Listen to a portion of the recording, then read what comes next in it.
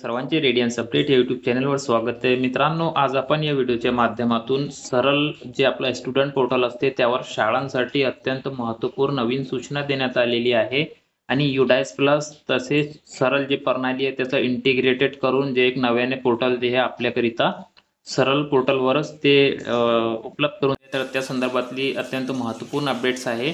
आपण इथे सूचना बघू शकतात। सन 2025-26 या शैक्षणिक वर्षाकरिता सरळ आणि त्यासोबतच प्लस करून युडाइस पोर्टल याला इंटिग्रेटेड पोर्टल म्हणून जे आहे नव्याने तयार करण्यात आलेला आहे आणि जे आपला जुना स्टुडंट पोर्टल होता सरळचा तर तो देखील डाव्या बाजूला तुमच्यासाठी इथे उपलब्ध आहेत। म्हणजेच मित्रांनो, आपल्याला जर जुन्या जे स्टुडंट पोर्टल संदर्भात काही काम असतील तर ते आपण त्यावर करू शकता आणि आता शैक्षणिक वर्ष 2025-26 यापासून जे आहे इंटिग्रेटेड पोर्टल जे आहे, इंटिग्रेटेड पोर्टलचा अर्थ असा होतोय मित्रांनो की यामध्ये जे आहेत दोन्ही वेगवेगळे जे काही वेब पोर्टल असतात तर त्यांचा काम जे आहे आपण एकाच ठिकाणी येऊन करू शकतात किंवा त्याला इतर ॲक्सेस देखील असते। म्हणजेच मित्रांनो, आता युडाइस प्लस आणि सरळ हे दोन्ही इंटिग्रेटेड करण्यात आलेले असून यामध्ये आपल्याला जे आहे आता युडाइस प्लसवर केलेलं जे काम आहे ते देखील सरळवर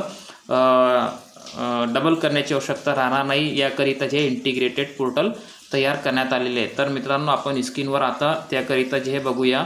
इथे डाव्या साईडला तुम्हाला जे आहे आपला जुना ओल्ड स्टुडंट पोर्टल 24-25 शैक्षणिक वर्षाकरिता इथे दिसत आहे आणि इथे जो लॉग इन करण्यासाठी उपलब्ध आहे तुम्हाला टॅब दिसत आहे तर तो युडाइस प्लस तसेच सरळसाठी इंटिग्रेटेड पोर्टल तुम्हाला उपलब्ध करून देण्यात आलेला आहे आणि यामध्ये मुख्याध्यापक करिता लॉग इन करिता हे सध्याच्या घडीला उपलब्ध आहे। तर तुम्हाला शाळेचं युडाइस आणि तुमचं पासवर्ड वापरून जे इथे लॉग इन करायचं आहे आणि लॉग इन केल्यानंतर कॅप्चा टाकून तुम्हाला जे इथे लॉग इनवर क्लिक करायचं आहे। हे क्लिक केल्यानंतर तुम्हाला जे मित्रांनो इथे तुम्हाला जवळपास इथे 5 टॅब सध्याच्या घडीला उपलब्ध करून देण्यात आलेले आहे। यामध्ये शाळेचा डिटेल्स आहे, त्यानंतर स्टुडंटची एंट्री आहे म्हणजेच विद्यार्थ्यांची नोंदणी संदर्भात, संच मान्यता फॉरवर्ड करण्यासंदर्भात आणि रिपोर्ट डाउनलोड करण्यासंदर्भात, तसेच एक इथे लॉगआउटचा तुम्हाला ऑप्शन दिसत आहे। तर स्टुडंट एंट्री जी आहे तर मित्रांनो यामध्ये तुम्हाला विद्यार्थ्यांची जी आहे स्टुडंटची माहिती जी असणार आहे ते अपडेट करण्यासाठी 2 टॅब इथे आणि संच मान्यता फॉरवर्ड करण्यासंदर्भात देखील इथे